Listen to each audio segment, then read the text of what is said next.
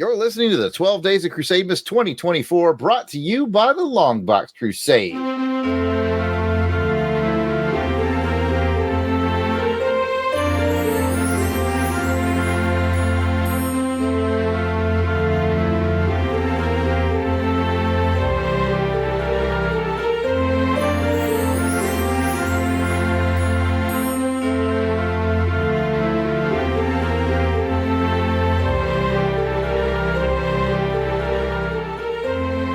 Six Velvet's Velveting. Hello and welcome to the 6th day of the 12 Days of Crusademas for 2024, brought to you by the Longbox Crusade. The 12 Days of Crusademas is our gift to the podcast community to celebrate the holiday season. And we're celebrating this joyous season by sharing with you some comic book titles that may have gotten by you in the past. Each day of the 12 Days of Crusademas, we will bring you a hidden gem of a comic book series brought to you either by one of our Holly Jolly co-hosts or one of our podcast celebrity guests until we get all the way to December 25th, Christmas Day. I'm your host for the 6th day of Crusademas, Jared the Christmas Probe, and here are the three reindeer that refuse to play any of the reindeer games joining me for today's unwrapping. We will start with, I'm going to mix it up. I'm just going to go clockwise. We're going to go with Delvin, the Christmas Web. Welcome to Crusademas Day 6. Merry Christmas. Merry Christmas to you, Jared. And, just to get in the spirit of the gift that may or may not have been brought to us today. I was listening to some bygone era music, Elvis Presley, and I was like, what is that? Blue Velvet? So, that's interesting.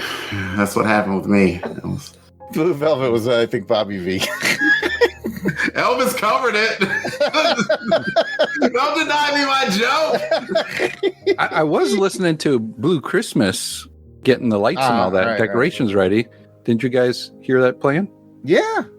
I was going to help you with decorations today. Okay.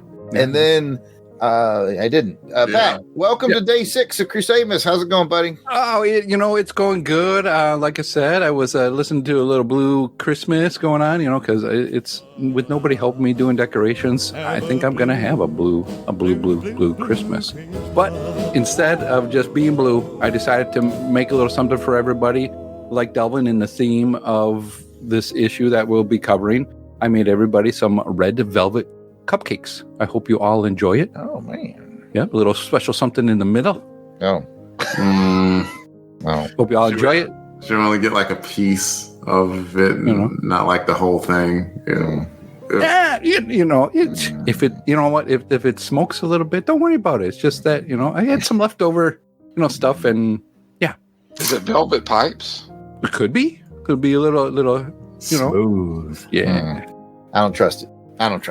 Speaking of things that are not to be trusted, it's the Christmas Weasel. It's my brother Jason, the Christmas Weasel Albrecht. Welcome to Crusademas Day 6. Merry Christmas. Merry Christmas, everybody. And in the spirit of today's episode, I too brought everybody a little something. I made my famous cheese dip, and it's made out of Velveeta block cheese. So enjoy this Velveeta. Oh, Velveeta. And I've been getting some requests for Treetop Tommy, so I put out a call for him, and he said his shift ends by our next episode, so he may stop by and give us his thoughts on what it's like to be up high, having to hang decorations from his treetop post by himself. Nobody comes to help him. Yeah. I don't know if anybody here can relate to that. That's going to be hard for him, too. It is. Especially. Yeah. I felt bad. I almost went up and helped him, but then, that's when he says treetop, he means treetop. It's up there. It is up there. I was thinking about letting Clinton out to go help him, tie a rope to Clinton, tell him to run up the tree or whatever, and, that way you pull him back down. I'm like, that's too much work. That's a lot to keep up That's with. That's too much work. I got all these lights and stuff to put up myself, so. Yep, you got to get hopping on those lights. Well, that is the crew, and I, of course, I've got a little joke for everybody tonight. Okay, I'm ashamed to say that I've used a word on this podcast that I don't know what it means. We've all used this word. Maybe you guys don't know. The word is Armageddon, and I to this day don't know what it means. But I figure, hey, it's not the end of the world. Ba-dum-bum. They used to at least be Christmassy. What is that? Blue Velvet? All right, let's introduce our guest. Joining us around the fireplace is Crusaders Club member and last-minute pinch hitter, Dave Collins, coming right off the bench, a.k.a. the Christmas Wagon. Welcome back, Dave, and thanks for joining us for day 6 of Crusademas. I am glad to be here. Thank you for inviting me. Almost drove right past the joint because I was looking for the lights. There was not a light to be seen. I'm sorry, Dave. Sorry, I mean, not even a topper on the tree. It's pretty. I mean, we call it the festively decorated Longbox Crusade headquarters, but well, you wait. Well, you know how it goes, Dave. The New Year show, it's always we go balls to the walls on that, and it's we put all out there. So can I have? I feel like I should have a little joke off. All right, you ready? How do we know that the 3 wise men were Southern firefighters? Because they all come from afar. Come on. Come on, man. That made me laugh. That was a good one. I got to write that one down. That's good. That's good. All right, so my dad was a minister. He told that one from the pulpit. So that's where I got that one. Dad, that's all on you. Well, you brought it all back full circle. We appreciate it. And not only did you bring it back full circle, you brought a gift wrapped in that stocking you've got there tucked under your arm. What you got, man? As you heard in the singing intro, today is 6 Velvet's Velveting, which means we're unwrapping Velvet number 1. All right, so in the Christmas spirit is the reason I brought this one, because Velvet is a 200-page deluxe comic featuring an enchanting story about the magical fabric that Santa's outfit is made from. Just kidding. Just kidding. Wow. Two jokes. Yeah, so anyway. No, sorry. So Velvet is from Image Comics. It ran from 2013 to 2016 as 15 issues. It's got a very good start and finish. By Ed Brubaker and Steve Epting. You may not have ever heard of these guys. I think they created some throwaway character for Marvel called the Winter Soldier. Ed has also created one of my personal favorites, the noir comic Criminal. And you can find this book in hardcover, trade paperbacks, and through looking at long boxes for individual issues, if you so choose. So some of the main reasons I love this book is mostly the storytelling for me. It's fast enough to keep you on the edge of your seat with lots of action, but also paced well enough that you can linger on the fine details of the art, which I will say are absolutely magnificent. I'm personally a huge fan of Epting's art, and this is definitely one of his best books. Epting is also a local fellow from my neck of the woods and a proud graduate of the University of South Carolina. Go Gamecocks. You know what? We recently discovered that one of the best things going at South Carolina, someone did an actual chart graph of SEC football stadiums. It might not even be SEC, but major football stadiums and their distance to nearest Waffle House. And coming in at number 1 was South Carolina. South Carolina. It was 0.3 miles from the nearest Waffle House. If they did a Bojangles, it's closer. It's literally one across the street. You can throw a rock in at it. But anyway, what's going on with Velvet? All right. So, have any of you read Velvet before, Pat? No, Dave. This is the first time that I've read some Velvet. All right, Delvin. I have not read Velvet before, Dave. We are 0-2. All right, come on, Jason. What about you? Pull me out, baby. Yeah, I was a big Velvet fan when it came out. I was subscribing through my local comic book dealer for this book. I was glad when you brought it. Finally, someone who is of culture. All right, Jared, don't let us down, buddy. Have you ever read Velvet? Prepare to be let down just tremendously, but no, I had not read Velvet before. All right, that's okay, because we want people to, this is supposed to be undiscovered country here. We want people to uncover some hidden gems, as we say in the beginning there. So it's okay. And we're going to get into it here and see what you guys thought. We're going to give a real quick summary real quick. This story begins in 1973 and follows the life of Velvet Templeton, a 42-year-old personal secretary to the director of ARC, which stands for Allied Resistance Commission. When the world's best secret agent is killed, Velvet is drawn out of her desk job and back into the field for the first time in nearly 2 decades. She becomes entangled in a web of mystery, murder, and high-octane action. There are clues throughout that Velvet may be more than she appears, and much to many of the men around her surprise, she is definitely more than just a pretty face. All right, so what did you guys think about the first issue? Let's go with Delvin this time. I'm a good person to start with because I can't say I'm new to the Bond universe anymore. I'm quite dyed in the wool at this point, but never as experienced as Jared or Jason. Slightly more experienced than Pat because I won rookie. Right. Pat, it is my turn. I need you to go back on mute, please. Thank you very much. So I'm not as experienced, but like I know James Bond beats when I see them, and so I'm like, okay, Velvet equals Moneypenny essentially, because as we well know, Moneypenny has been out in the field, and she was an agent until things may have went a little bit sideways, and she took a little bit of a step back and just became the indispensable agent to M himself, as opposed to being an agent. So maybe it was a step up in a way. In any event, I do like Velvet. Velvet was good, and I appreciated the intrigue in that, she not only had a past with all of the agents, but she had a past of her own, which is very obvious that they're going to reveal the parts of the past that Brubaker wants you to know about. And I have trust in Brubaker because I think he's a very good writer.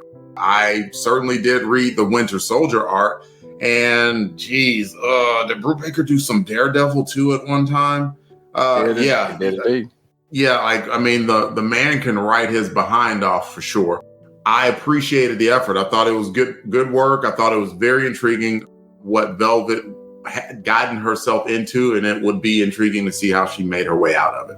All right, outstanding. I'm glad you liked it. I was glad you hit on the point about the Moneypenny connection. It's almost very similar to like if we found out Moneypenny was just as awesome as Bond was. So that's a good call out. Thank you, sir. I was going to go Jason next, but he's the one that's read it. So let's go. I'm going to leave him for last. Pat, what did you think about it?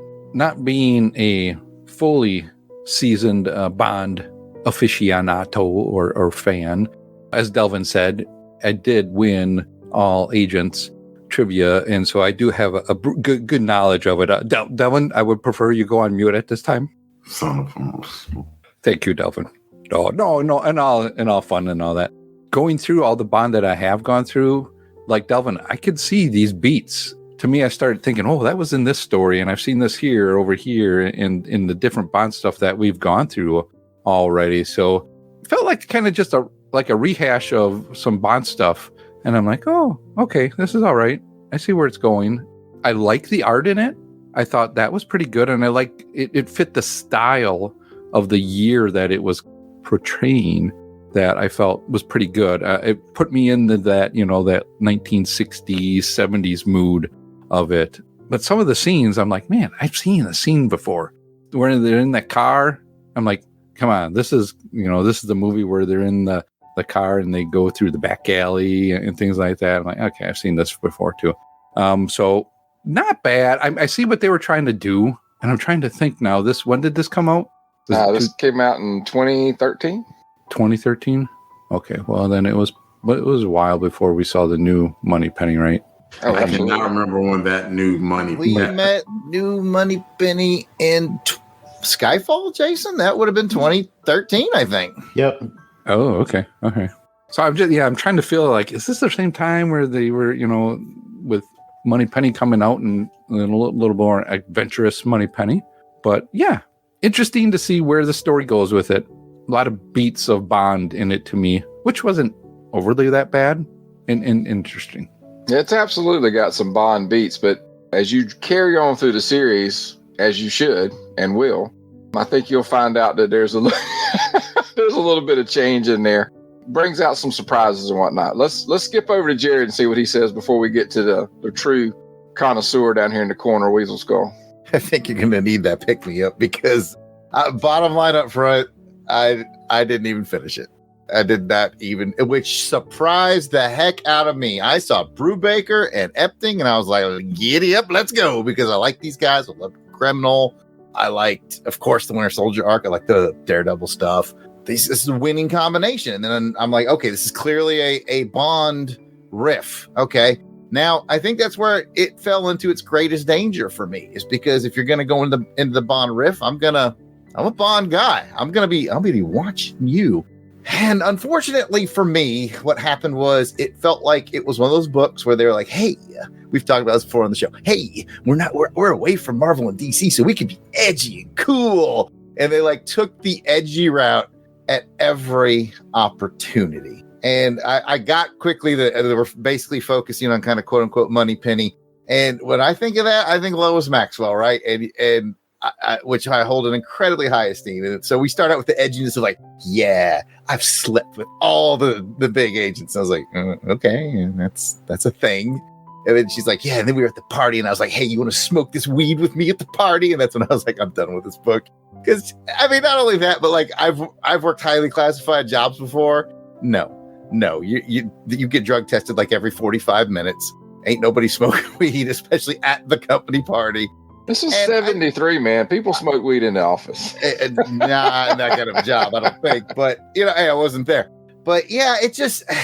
I think my love of Bond and Lois Maxwell in particular really just ran defense for me on this book. I was just like, I am not enjoying this. I am not liking this. It's taking that we're going to be so edgy at every turn thing.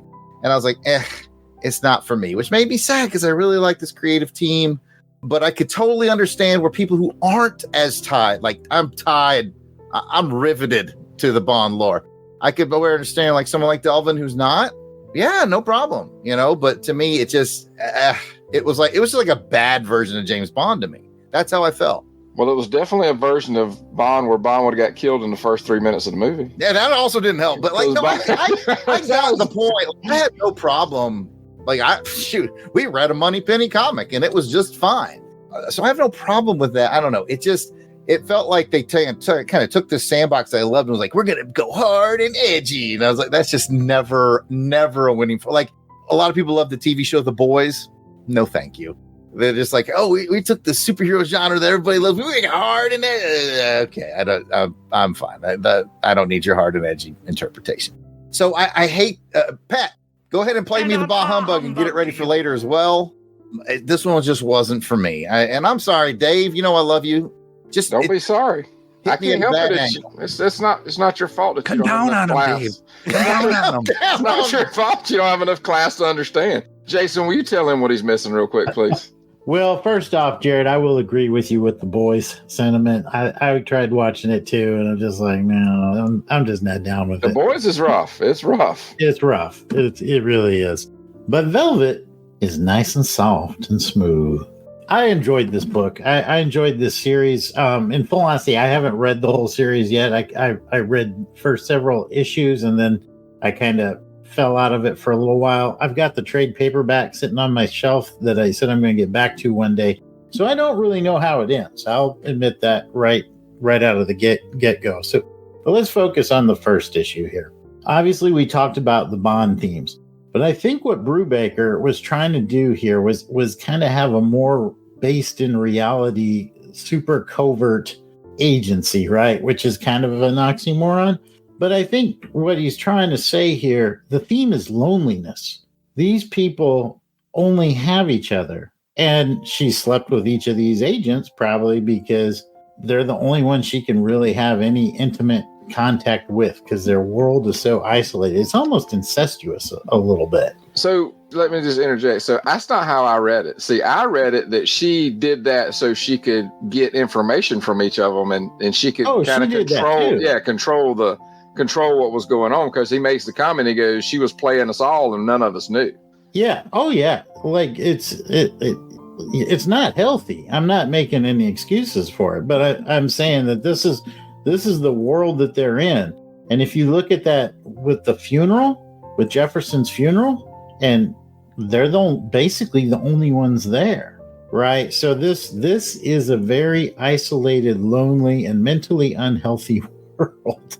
And their director even says, you know what happens when spies grow old? It gives them time to reflect and they grow bitter. So I think those are the kind of themes that I see here. Aging, loneliness, and Velvet, who's gone from being apparently a kick-butt spy to now basically highlighting the important points in the briefing documents for her director.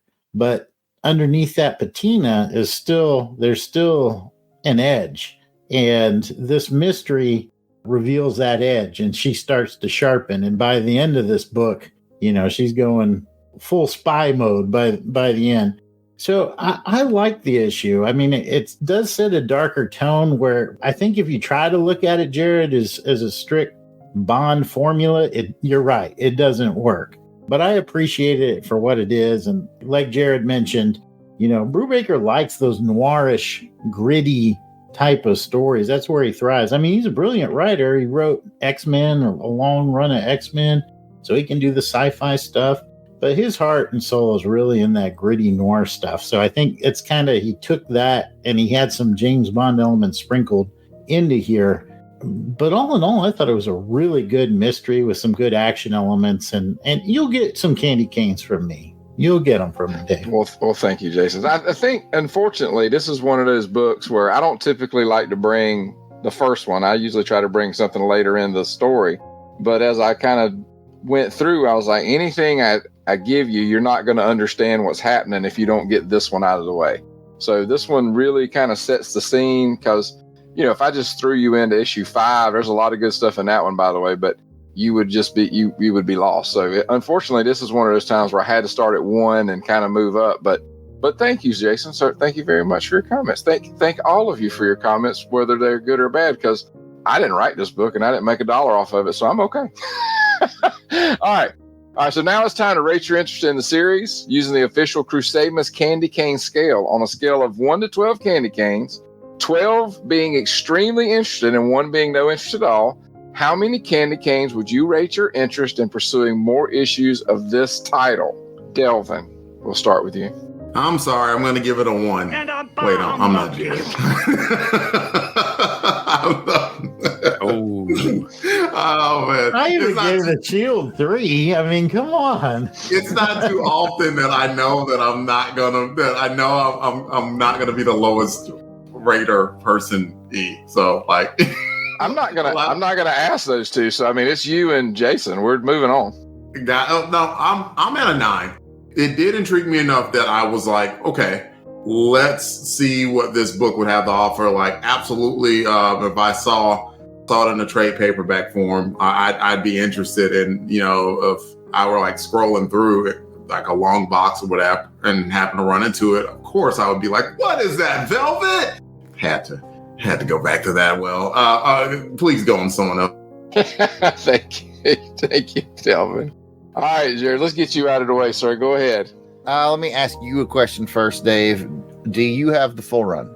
I do indeed have the full run. Yes, sir. It's not going to help the candy cane score because I break the candy cane score. How likely I am to like run out and buy it and get it hardcover. That's a 12 all the way down to I'd pass it in a quarter bin at a 1. So I was hoping to get to maybe 2 or 3 so I could pick them up for you. Pat, get the soundbite ready. Just rip the Band-Aid off. I'm going to give it a 2. And a bah humbug to you. Wow, a new record, the lowest scoring It's the only Crusademas book I did not finish.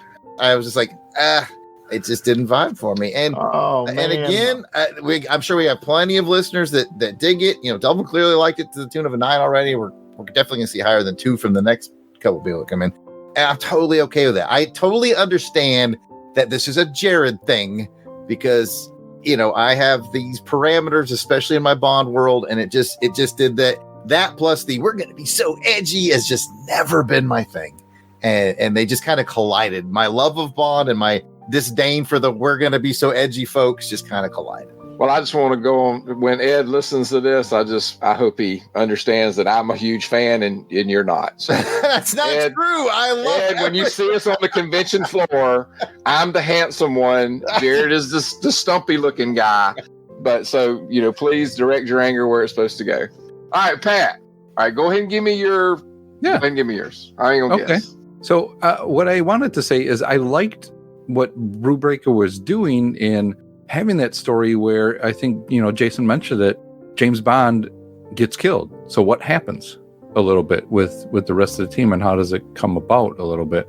I liked the idea and not reading the rest of the issues. Could you tell me, does it kind of change from the Bondiness? Did he just kind of do some Bond stuff in there just to grab people in the beginning to see where it goes?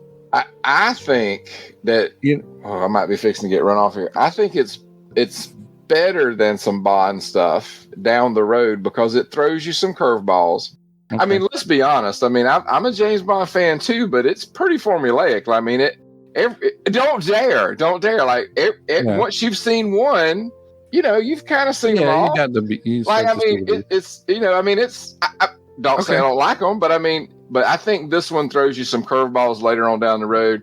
I think because it delves into her backstory, delves into more about how the organization is formed. Like I said, it's 15 issues. So there's a lot all over this one story. Yeah, I mean, it's based here, but there's a lot of stuff that goes on all the way down for sure. Okay. So I feel like that it is James, and I think when I told Yard Sale that we were going to be doing this one, I said it's kind of Bonzi. I think what I said. It's kind of Bonzi. So, but after you get past that, I think it changes up a little bit. They throw a few more surprises in there. Like I said, you get back into some of her older things, and then Brubaker's got this thing where he'll tell a story 10 years in the future and then go back and tell you something that happened 20 years ago. And then it all kind of jives in the end. Yeah. Criminal does that really well for him. And he does a lot of that, but there's a lot of that in this book, and it kind of brings it full circle. Okay. So I think with that and just the artwork, I thought was very well done. So I'm going to be at an 8 on this one. It's not low, but I think it's just the right point for me. If I find them in the bin, I may grab some just to see where the story goes. I think that is a completely fair score. And I appreciate your Christmas spirit and your spirit of giving at this time of the year. Some other of us on here could learn from you, Pat. All right, Jason, it's your turn. All right. So humor, heart, spectacle, art. Humor, I'm going to give it a 1. This was a pretty heavy book. I did laugh a little bit at the party scene with the marijuana and okay, now punch that button. That was supposed to be the cigarette lighter. That made me chuckle. So I'll give it a 1 there. Heart, I'm going to give it a full 3. There's a lot to like in this. There's a really good mystery. There's an interesting organization spawned out of World War II. Yes, please. You got me. You hooked me. And the character of Velvet, even in the very first issue, we see her flaws, right? And Jared pointed them out. Basically she slept with every agent on the team. And yet there's real connection. She talks about the one that became that got old and had to go into training, and how he really dressed her down at the party, and she felt regret. And so there's real human dimension here that I really liked. So 3 for me for heart. Spectacle, that was really cool. That fight scene was really awesome. When it just goes one black panel and then she's just mowing them down. I was like, yes, please. That was a great fight. And then art, it's Epting, top-notch art, perfect artist for this book. So 3 there as well. And then, of course, it's Battle Wagon, sorry. And I got to give you an extra candy cane for that. So I believe that gives me 11 candy canes and a very Merry Christmas and Happy New Year to you. You're my new favorite. What? I hope you come to Hero so I can do something nice for you. I'm taking you for a burrito across the street. Yeah, I'll take it. Let me just give one last recommendation for this series. I'm going to say pick them all up. I looked today. You can get them for $20, all 15 issues on eBay, and some of those come with free shipping. That's actually how I got all of mine. I got doubles. I had been collecting them here and there. I couldn't quite find them all, so I got tired of doing that. So I picked them up on eBay, I think, for like $20. Got them all. The hardcover is a bit more expensive, but probably worth it. I haven't seen one. I did see one on Amazon, so I would highly recommend at least finishing it out. As far as Brubaker, I would definitely recommend his newest book, Where the Body Was. It's a one-shot hardcover. It's an awesome book. Got a lot of elements in it that, from the criminal type situation, but it's told in the 80s. It's just a great little mystery, and it kind of ties everything together great. And for Epting, I'm going to say a recommendation for him is Sarah. I don't know if anybody's read that or not, but that is I see Weasel's call. That is a World War II Russian sniper female team. Very good book. A lot of intrigue. It's got a great story. I think the ending is very strong. So those will be my recommendations. But I appreciate you guys having me on. I'm sorry it wasn't a grand slam for everyone, but again, I totally get it. It's not for everybody, but I enjoyed it. I'm glad a couple of you guys enjoyed it, and I am not mad at Yard Sale for not enjoying it. Well, that's good. That's going to wrap us up for day 6 of the 12 Days of Crusademas. We'd love to hear from you if you're familiar with any of the comics we cover here on the show. or if you give one of these recommendations a try, let us know what you think about it. Get in on the controversy of Velvet. I know I'm in the minority. That's okay. You can do that by going to X or Facebook or Instagram or YouTube. It's all at Longbox Crusade, and let your voice be heard. You can email contact@longboxcrusade.com, or you can call us at 707-532-5269, 707-532-BAH-HUMBUG. Pick up the phone.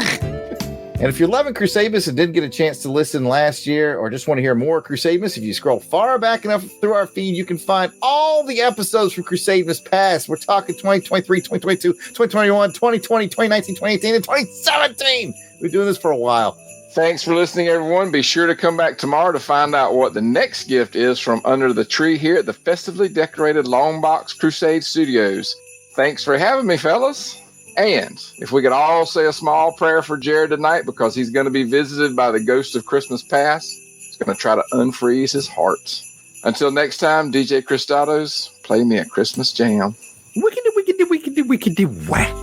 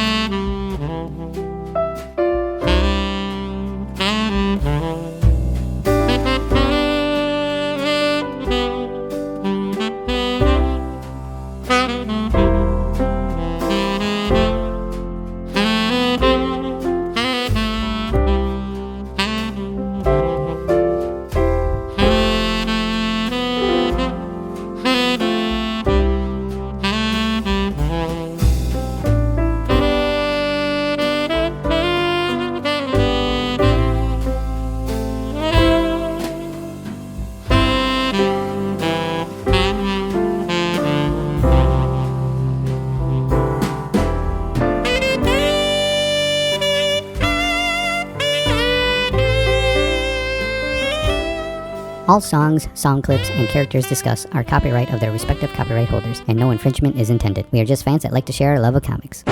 Outtakes. There we go. Get ready, Dave, because you know you got a lot of hosting to do here in a second. In 3 and 2, we are recording. Yes. Okay, good. You're listening to the 12 Days of Crusademas 2024, brought to you by the Longbox Crusade. 6 Velvet Velting. Nope. It has also created one of my personal favorites, the noir criminal comic. Blah, blah, blah.